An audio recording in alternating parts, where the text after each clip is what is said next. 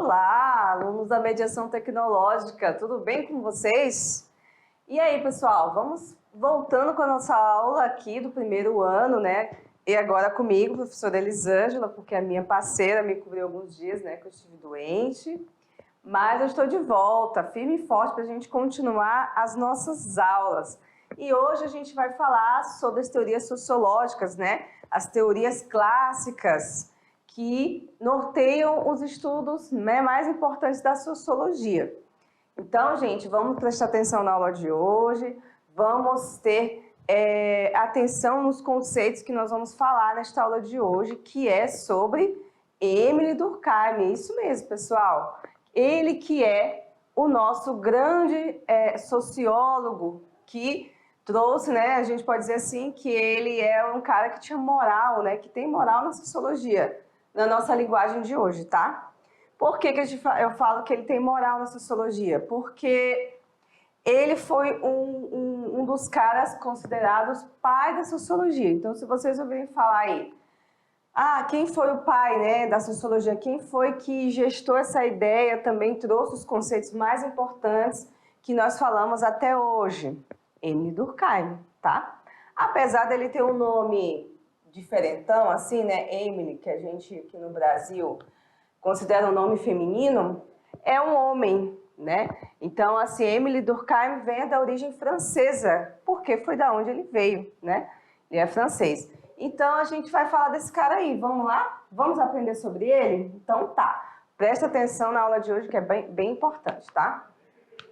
Bom, qual é a habilidade da nossa aula de hoje, pessoal? Perceber a utilidade dos diversos conceitos da sociologia para a compreensão da realidade social, tá bom?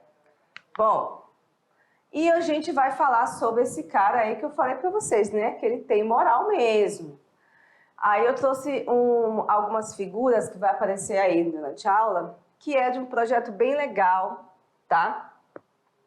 Que é de uma turma de estudiosos, de sociólogos, que trabalha animações da sociologia, ou até jargões ou frases, memes, que fazem alusão a questões da atualidade, juntamente com questões que estão presentes no dia a dia, como nos filmes, novelas, séries. Então, essa aqui que eu achei bem legal, né? O pessoal da Sociologia Ilustrada, que de vez em quando vai aparecer aqui para vocês, vou dar logo os créditos, é da galera da Sociologia Ilustrada, que eu curto pra caramba, assim, eu e outros colegas, né?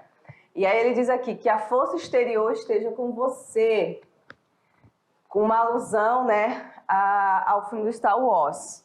Por que ele fala que a força exterior esteja com você? O que ele quer dizer com isso? Naturalmente, no filme eles falam que a força esteja com você, né? Mas quando ele acrescenta a força exterior aqui na frase, faz alusão a uma das maiores teorias sociológicas do Émile Durkheim. E daqui a pouco, fica ligado, daqui a pouco eu vou explicar para vocês o porquê dessa frase e porquê desse conceito exterior. Beleza? Então vamos seguir, né, galera? Bom, aí a gente começa a aula explicando quem foi Émile Durkheim, ou seja, a biografia desse autor. Então vamos lá. Émile Durkheim, ele viveu entre 1858 e 1917. Aonde? Na França, né? Onde ele nasceu. Ele formou-se em filosofia em Paris, tá? E desde cedo ele se interessou pelo estudo da sociedade. Sempre foi um cara que buscou estudar e ler e conhecer o mundo.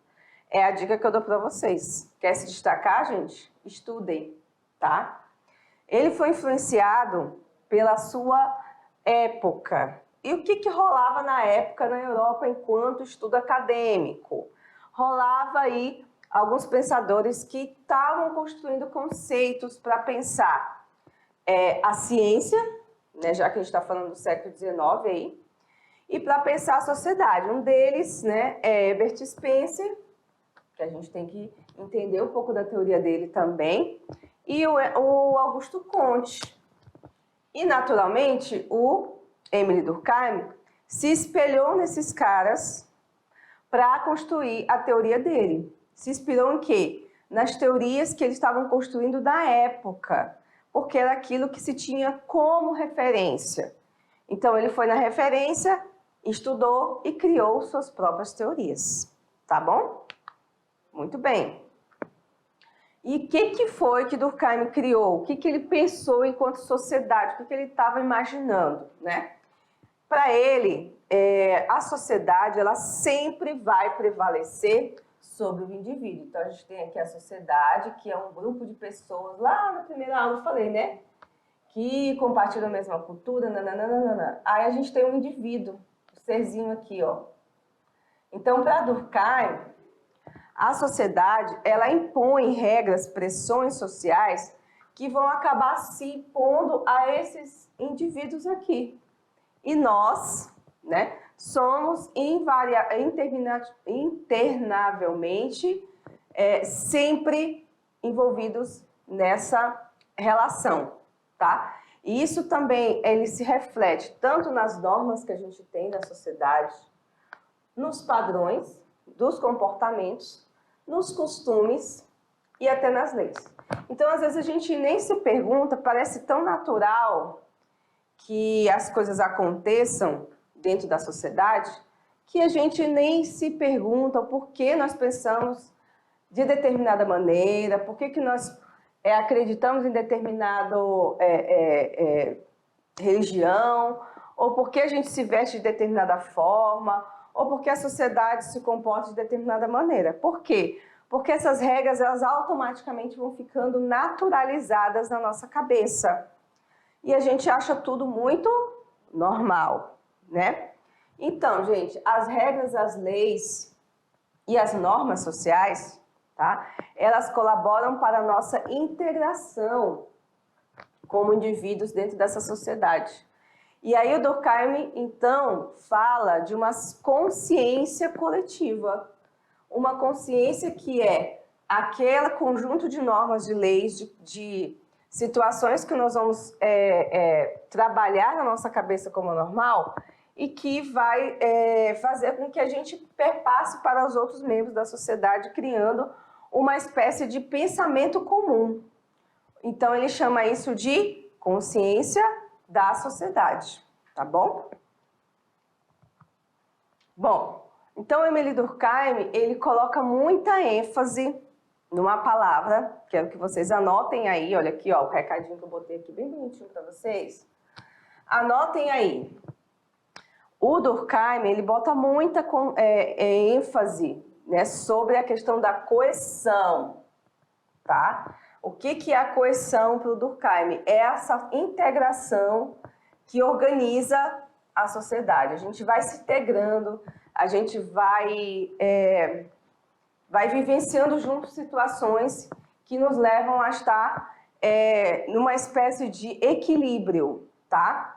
Então a gente vai ter esse equilíbrio, aqui como eu estou dizendo, a sociedade vai se transformando num grande grupo de pessoas que vão compartilhando de coisas comuns, pensamentos, linguagem, cultura, e aí a gente forma essa coesão que o Durkheim diz que é essencial. Ele diz o seguinte, essa coesão aqui, né, essa palavra aqui embaixo, ela é essencial para a manutenção da sociedade. Se nós não tivermos coesão, organização, equilíbrio, dificilmente nós vamos conseguir manter uma sociedade de pé, né? E isso vai influenciar em tudo, né? Então, quando a sociedade está desintegrada, não tem coesão, começa a questão de criminalidade, roubos, as pessoas não se entendem mais, guerras. O que ele fala? Que isso é produto da falta de coesão, beleza? Então, gente, o Durkheim, ele colabora, né, para esse pensamento. E por isso que a gente fala que ele tem moral, porque ele fala realmente algumas verdades. Claro, a gente tem que tirar da cabeça que tudo que os filósofos e sociólogos e cientistas falam é certo, né? Tudo é certo. Não, algumas coisas eles se enganaram, ou então se equivocaram, porque Aquele momento, a única coisa que eles tinham, né, era aquela teoria. Algumas coisas que o Durkheim diz é produto da teoria da sua época, mas grande parte do que ele disse também faz muito sentido, tá? Então, o Durkheim, ele entendia o fato social. Foi ele que criou a ideia dos fatos sociais. Opa, apaguei aqui. Então, o que a gente tem que entender nesse sentido aqui, gente? Isso aqui, gente, cai muito em prova, em Enem, em exames. O fato social é um dos maiores temas da sociologia de lá para cá, até a atualidade, tá? E o Durkheim, ele entendia que o fato social é uma espécie de coisa. Tá lá escrito lá em cima, coisa. O que ele quer dizer com coisa? Ele quer dizer que é algo que não faz parte da nossa natureza, tá? Não faz parte da nossa natureza. Ele foi implantado, né? Digamos assim, como se fosse um chip. Claro que eu não acredito nessa teoria do chip. É implantado na gente, né? Mas ele vai sendo colocado para nós como ações naturais. Porém, são construções sociais que nós adquirimos ao longo do tempo e que nos levam a acreditar que tudo que nós vivenciamos é uma coisa natural. Claro, vamos lá, diferenciar o natural do não natural. Você sente fome. A fome em si, a necessidade de se alimentar, ela é natural, tá? Ela vem porque fisiologicamente a gente precisa se alimentar para manter o nosso corpo, a nossa energia. Agora, a forma de comer, por exemplo, comer com a mão, comer com garfo e faca, comer sentado, comer no tapete, à mesa, isso é construção social, tá? Então, assim, menstruação, no caso das mulheres, e a menstruação em si, como um evento fisiológico da mulher, porque ela precisa menstruar por conta da questão do corpo dela, isso é natural. Toda mulher que tem útero, né, vai menstruar. Mas como ela lidar com essa menstruação, como a sociedade lida com essa menstruação, é uma questão social. Por exemplo, para algumas sociedades, a mulher que está menstruada, ela está suja, ela está impura. Então, muitas vezes, essas mulheres dessas sociedades, elas são afastadas do convívio familiar e elas ficam isoladas porque são consideradas impuras naqueles dias que ela está sangrando. Já em outra sociedade, a mulher menstrua, vai trabalhar, vai estudar, vai para casa, enfim, não tem nada disso. Então, entenderam como isso é diferente para o Durkheim? Por isso que ele chama de coisa. Porque os fatos sociais, eles são questões culturais, né, e sociais, que são construídas a partir da nossa relação com o outro. E não é a natureza que determina isso. Entenderam? Muito bem. Então, ele diz que é coisa porque os fatos sociais, as nossas formas de pensar e agir, elas exercem uma força muito grande sobre nós, que é o que a gente chama de coerção, né? E aí, para ele, a sociedade, ela precede os indivíduos. Então, quando a gente nasce, já tem uma sociedade aí, não é verdade? Então, essa sociedade, ela vai determinando as nossas formas de ser. Ela que vai ditando as regras do nosso modo de ser e agir, tá bom? Muito bem, então vamos aqui seguindo o nosso pensamento de hoje. Bom, aí agora a gente vem para as características do fato social. Como Durkheim pensou?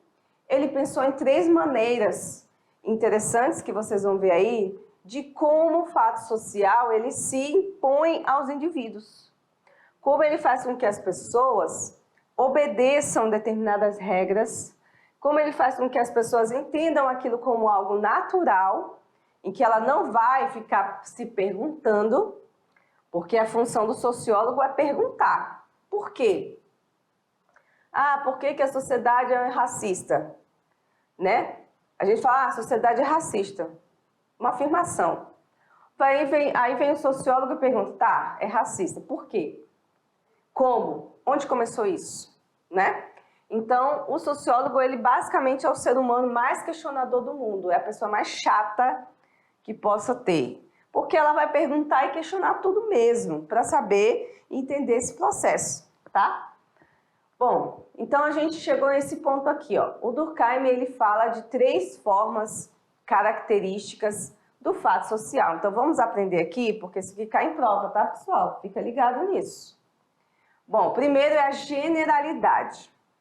Então, assim, o fato social, ele só é fato social quando ele é reconhecível para todas as pessoas do grupo social. Ou seja, para toda a sociedade. Então, eu posso falar uma palavra aqui que todo mundo vai entender. E vai entender não só o que significa, mas qual é a função dela. Como é o caso da palavra casamento. Todo mundo sabe o que significa casamento, não sabe? Sabe, né? Porque é uma palavra comum à nossa sociedade. O que é casamento, gente? Vamos botar aqui de uma forma bem simples. É união. União civil, né? E união religiosa, tanto religiosa como civil. A união civil entre quem? Entre 2 pessoas, né? Até algum tempo atrás, o casamento era visto como a união de um homem e uma mulher, né? Hoje o casamento é visto como a união de 2 pessoas, porque pode haver casamento entre homoafetivos. Então, o que a gente está vendo é uma mudança nessa estrutura da família. Porém, né, chegando a essa questão aí do casamento, é uma palavra comum. Por isso que quando eu falo generalidade aqui, opa, desse lado, quando eu falo generalidade aqui do Durkheim, é algo que é reconhecível a todas as pessoas. Eu, você, o teu vizinho, o teu parente, na outra cidade, no outro estado e no outro país, vão reconhecer a palavra casamento. Ah, professora, mas tem línguas diferentes. Claro, tem idiomas, por exemplo. No espanhol, casamento é chamado de matrimônio, né? É o casal, pareja.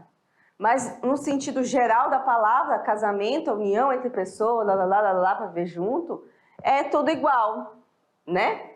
Então, casamento é uma palavra generalizada e é um fato social, porque em todas as sociedades nós temos o casamento.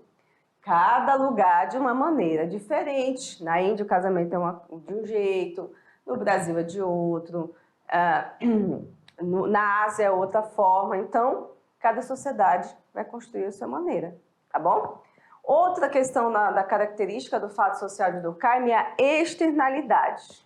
Como vocês estão vendo aí no quadro, a externalidade, esse segundo, ele está relacionado com o fato de nós não nascermos com essas características aí. Tipo, eu nasci, mas eu só vim entender o que era morte, casamento, depois que eu tinha 10, 15 anos, até menos, né? Porque hoje em dia as crianças com 3 anos já sabem mais coisa que nós, né? Mas o que eu quero dizer é que a gente não nasce com essas consciências das coisas. Primeiro que a gente não nasce nem sabendo falar, né? Então, imagine pensar. Alguns estudos mostram que a criança nasce sem enxergar direito, ela só enxerga vulto. Um bebezinho de um mês e pouco, não adianta você fazer caras e bocas para ele, mostrar brinquedinho, porque ele não vai reconhecer aquilo. A visão dele ainda não está desenvolvida para entender o que está acontecendo ao redor, né? Então tem muita gente, olha, ele está me olhando, ele está me vendo, ele está rindo, ele está sentindo ainda as sensações. Ainda não está reconhecendo como a gente reconhece, entendeu? Então, assim, a gente não nasce com essas características.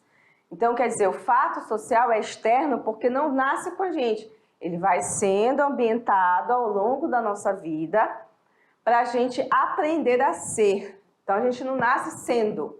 A gente nasce sem ainda saber e vai aprender o que é casamento, o que é morte, o que é separação, o que é tristeza.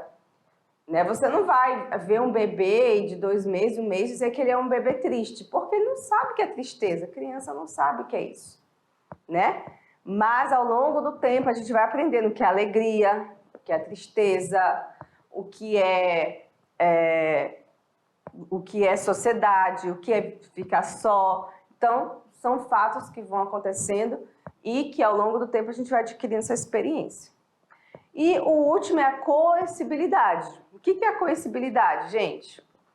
É uma força coercitiva que é externa a nós. É como se fosse uma pressão que a gente recebe para fazer a vontade coletiva. A gente às vezes esmaga o nosso desejo individual para poder atender a um desejo coletivo. Vamos a um exemplo? Vamos, com certeza. Trabalho. Todo mundo gosta de trabalhar? Tem gente que fala, eu adoro trabalhar, eu amo fazer trabalho, eu gosto.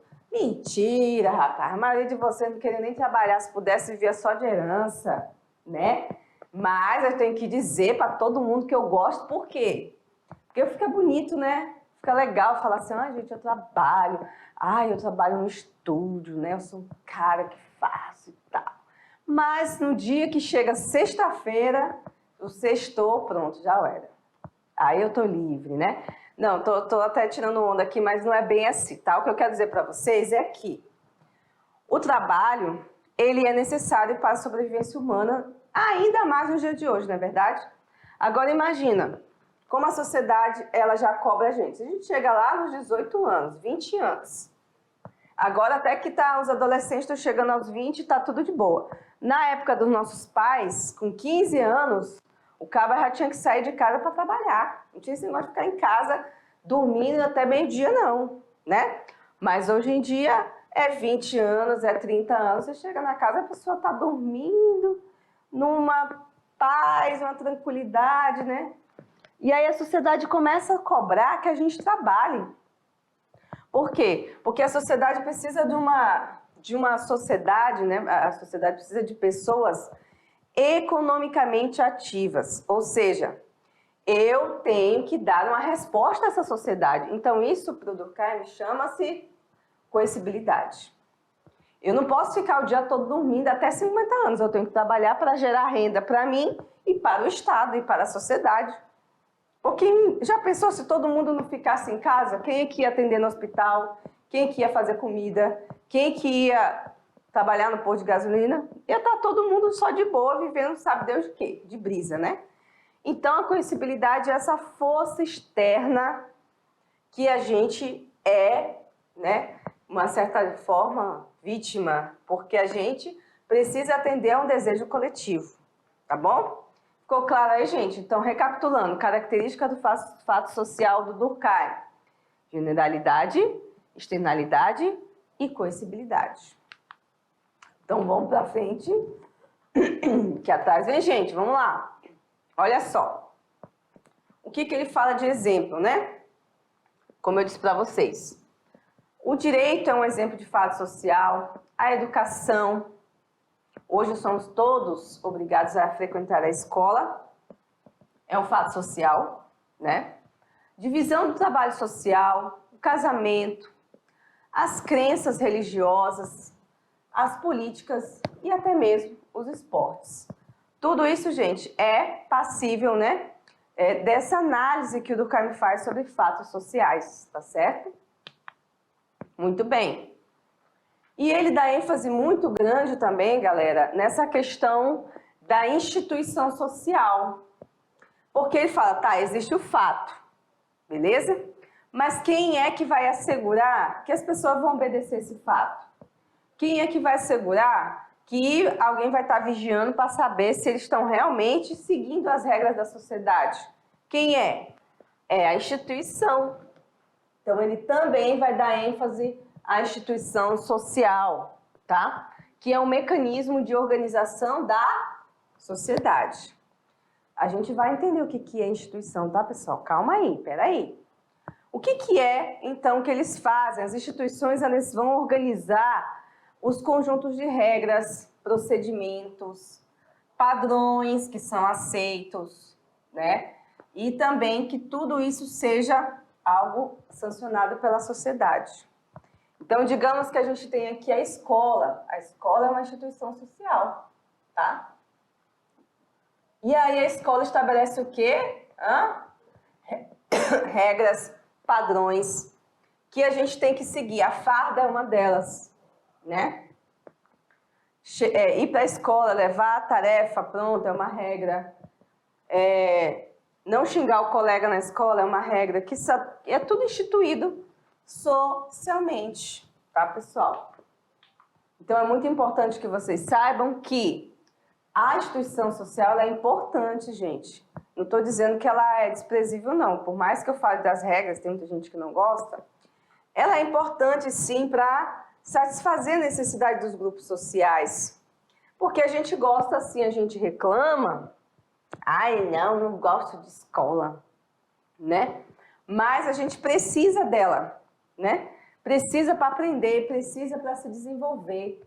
E a gente gosta de organização. No fundo, a gente gosta. Às vezes a gente reclama que não quer organização, mas também quando está tudo bagunçado, a gente reclama do mesmo jeito. Então, no fundo mesmo, a gente gosta, né? A gente quer que as coisas sejam organizadas, principalmente para nos favorecer, né? Bom, e aí, para a gente chegar no final dessa explicação da aula de hoje, eu vou falar sobre outro conceito que o Durkheim ele dá uma importância muito grande, que é o da solidariedade social. Não sei se dá para ver aí uma imagenzinha no fundo, mas é porque, não sei, o slide acho que não ficou legal aqui. Bom, aí o Durkheim fala da solidariedade. A gente pensa que solidariedade é uma ação de bondade. Ah, professor, então quer dizer que o Durkheim está falando de como a gente vai ajudar o próximo? Não é bem por aí, tá, pessoal? Não é essa a ideia. Nós vamos entender aqui o que Durkheim quer dizer com solidariedade. Vamos lá? Bom, então, gente, a solidariedade ela vai relacionar-se com a nossa consciência individual e com a nossa consciência coletiva. Então, a soma desses dois vai formar o ser social. E aí, esse ser social, né, ele precisa estar atrelado a um grupo, senão ele não é um ser social, não é verdade?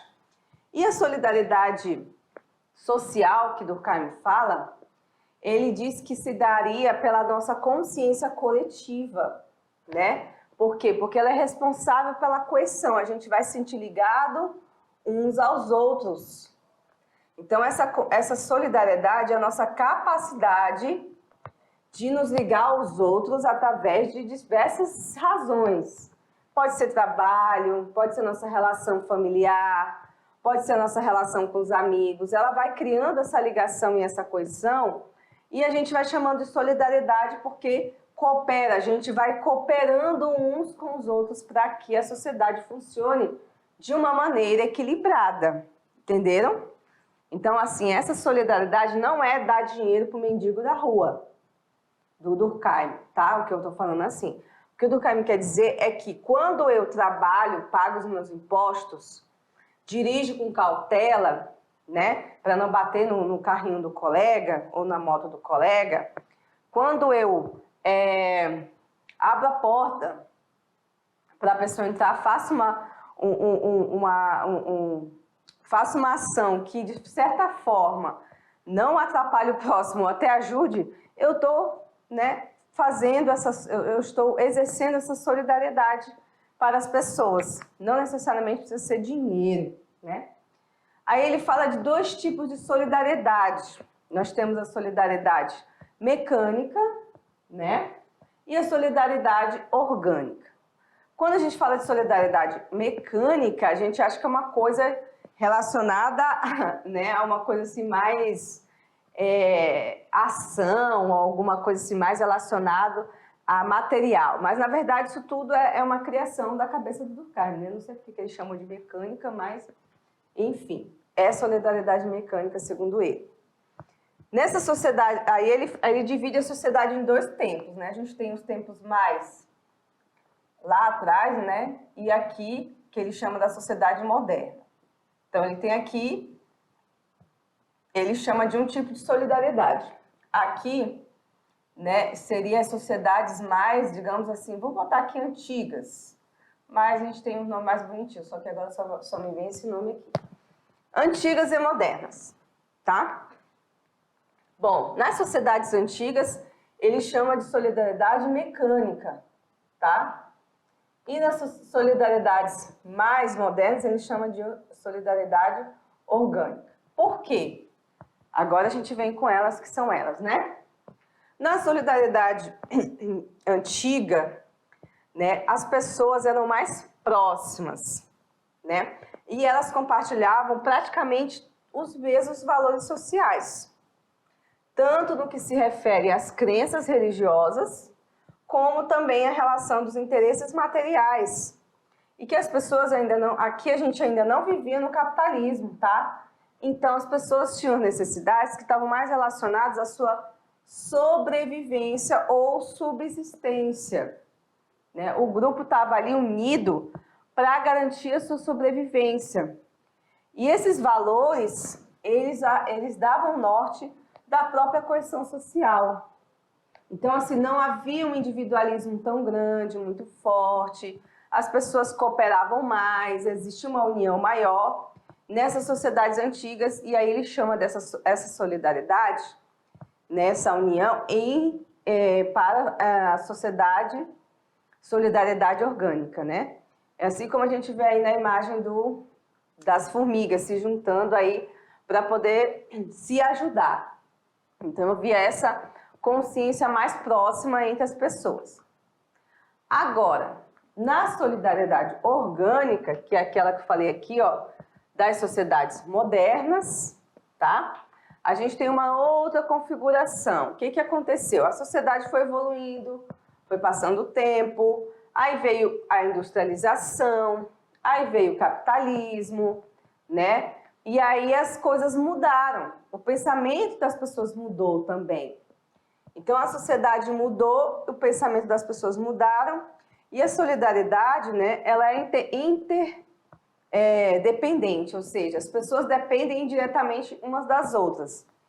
Então ela é fruto dessas diferenças. Enquanto a solidariedade mecânica era fruto da igualdade, da semelhança, aqui a gente fala que ela é fruto da diferença.